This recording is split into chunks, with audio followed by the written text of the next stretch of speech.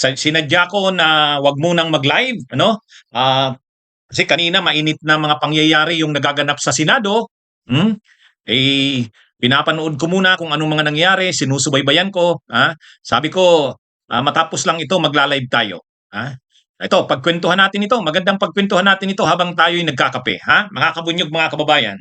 So, ano ba talagang nangyayari sa Senado? Sa totoo lang, kanina, magulo eh. Magulo yung mga pangyayari. Kanina pa, habang pinapanood ko yung nangyayari sa Senado, marami tayong mga question eh. Marami tayong mga question. Ah, Unang-una, bakit yung mga pumasok na may mga pumasok na naka full battle gear, ano? Hindi naman inaaresto si Bato. Hindi naman inaaresto si Bato. Tapos si Bato pumunta doon sa second floor, sumakay ng elevator. Oh. Kumbaga nakakaano, tapos biglang nagkaputukan. Sinong nagpaputok? Sinong nagpaputok? Sabi ng Office of yung Secretary General ng Senate, si Leandro Mark Mendoza, hindi pa daw nila alam kung sinong nagpaputok. Pwede ba 'yun? Pwede ba 'yun? Actually, kanina magulo eh. Ngayon, nitong huli na, biglang pumasok si Junvic Rimulya. Tapos sabi ni Junvic Rimulya, nandun siya para i-secure yung mga senador. Tapos sabi ni Junvic Rimulya, hindi naman siya pumunta doon para arestuhin si Bato. Sabi natin, ibang klase to. Tapos, tumawag na si ini-interview na ng media si Melvin Matibag, director ng NBI. Matibag, walang NBI agents na pumasok sa Senado. Wala na.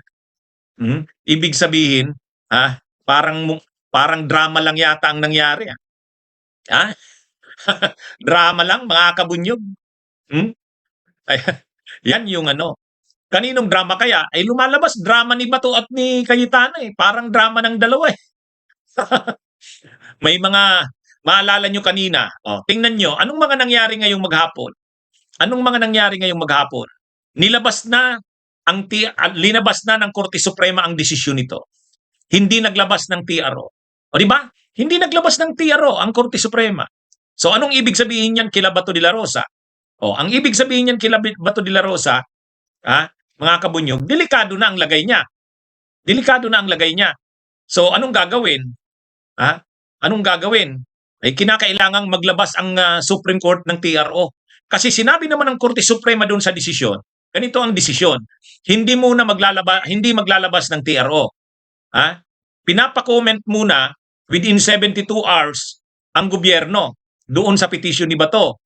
Pinapa-comment din uli ng reply yung kampo ni Bato pagkasagot ng gobyerno.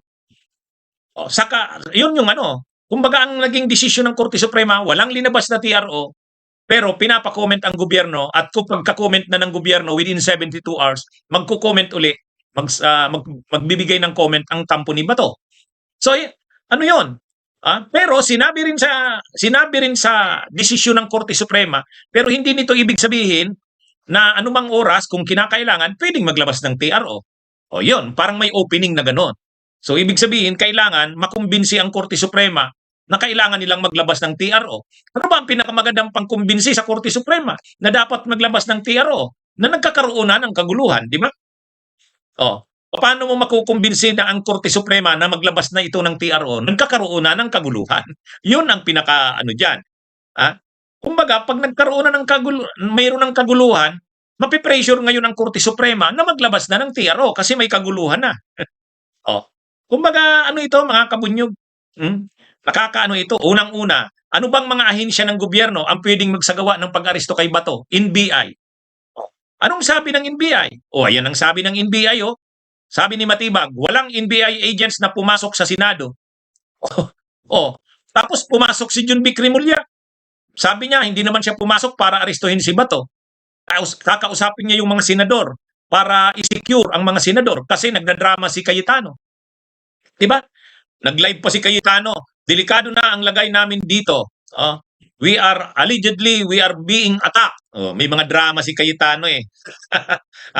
Napanood nyo ba yon mga kabunyog? Parang akala mo linulusob na sila.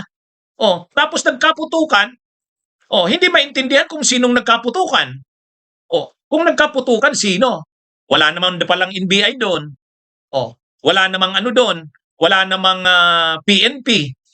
O, siyempre kung PNP ang papasok doon, alam ni Rimulya yun, ni Junbic. Ay, si Junbic Rimulya nga, alangan nga eh. Kaya nga piko na rin si Trillanes kay Junbic Rimulya eh. Ha? Hindi maintindihan, ano bang stand? Ha? Yan yung ano. Kaya, ang inaasahan sana NBI, ay nagsabi na si Director Melvin Matibag eh. Wala namang NBI doon. Sabi niya. O di kaninong mga tao yun? Ha? O, parang ano rin. Parang drama lang. Ha? Mga tao ng Office of the Sergeant at Arms. Ha? Ay ang Office of the Sergeant at Arms, mga tao yan ng Senado. O, sumusunod na yan ngayon kay Cayetano. Ay, kanina, may, di ba, may mga drama-drama pa si Bato kanina. Di ba, mga kabunyog? O, ano ang drama ni Bato kanina? May mga pakanta-pakanta pa nung PMA hymn. O, tapos ngayong gabi, ay ngayong hapon, lumabas yung desisyon ng Korte Suprema. Walang TRO. Ha? Pero sabi ng Korte Suprema, hindi pa rin ibig sabihin na hindi na pwedeng maglabas ng TRO. Ha? Kung kinakailangan. O, yung ganong opening, sabi ng Korte Suprema, pwede pa rin maglabas ng TRO kung kinakailangan. O, paano mo masasabing kailangan ng maglabas ng TRO ang Korte Suprema? Pag may kaguluhan. Ano ito? Ang dapat nito, imbestigahan ng malalim ng gobyerno. Kaya lang, ano to? Hindi maganda ang imahe nito sa gobyerno. Pinaglalaruan na nito nila Bato. Kung kagagawan nga ito nila Bato at nila Cayetano, parang drama lang ito, ha? Nagki-create lang ng senaryo, ay hindi na maganda ito. Unang-una, tinatago na si Bato doon sa Senado. Umaabot na sila sa ganyan, gumagawa na ng ano. Kailangang imbestigahan ang Senado sa ginagawang ganyan. Nananawagan pa si Cayetano kanina sa mga cavaliers daw. O, cavaliers, ang ibig sabihin yan, yung mga PMAers. Ha? O, yan mga kabunyog, mga kababayan. Ano ito? Kumbaga, kaya nga ako, hindi kaagad ako nagla-live kasi sabi ko parang ang gulo. Magulo. Unang-una, hindi alam kung sinong nagbarilan. Pwede ba yun? O ngayon, may mga lumalabas na ano daw, parang mga tao ni Robin Padilla yata ang unang nakipagbarilan. O ibig sabihin, sila-sila lang. Wala naman yatang casualty dun. Saka yung putukan, hindi mo naman makita. Pinaalis pa yung media. O, ano yon? Kumbaga, medyo nakakaduda na yung nangyari na yan. Ha? Anong purpose kung sinadya man yan o drama lang yan? Para ma-pressure ang Korte Suprema na maglabas ng TRO. Bakit maglalabas ang Korte Suprema ng TRO? Kasi magulo na. Di ba? Magulo na. Parang papasok na ngayon yung Korte Suprema kasi para mapigilan ang kaguluhan. O, sino ang nag-create ng senaryo ng kaguluhan? Sila rin. Yung nagre-request ng TRO. O, di ba? Anyway, habang dumadaan ng oras, malalaman natin ang ano. Kaya lang, kita nyo naman, sabi ni Director Melvin Matibag, wala namang mga tao ng NBI doon. O, di ba? Wala namang mga tao ng NBI doon. O, ang mga nandun ay mga OSAA. Ibig sabihin, Office of the Sergeant at Arms. Pag Office of the Sergeant at Arms, hawak na yan ng bagong liderato ng Senado.